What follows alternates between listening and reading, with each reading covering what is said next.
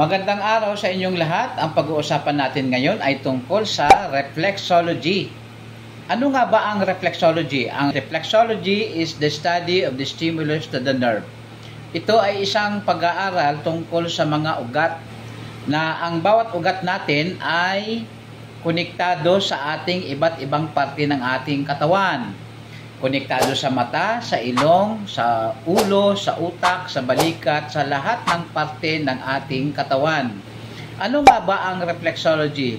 Ang reflexology ay pinasikat ni Dr. Fitzgerald.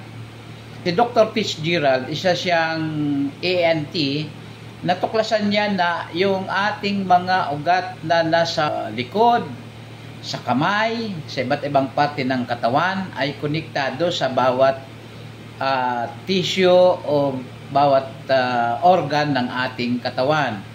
So kung atin itong pag-aaralan, makakatulong ito na mabuti sa pagpapagaling ng mga masakit ang kasukasuan, masakit ang ulo, may problema ang mata, nalalabo ang mata, tumataas ang grado ng inyong mata, may sinusitis. Nakakatulong din ito para pagpapatibay ng inyong mga buto.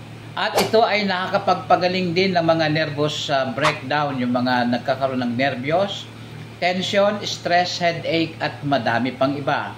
Sa mga susunod na araw, tatalakayin natin isa-isa para maturuan ko kayo ang mga bawat points na nasa inyong likod, sa tenga, sa inyong dila, sa kamay, sa talampakan.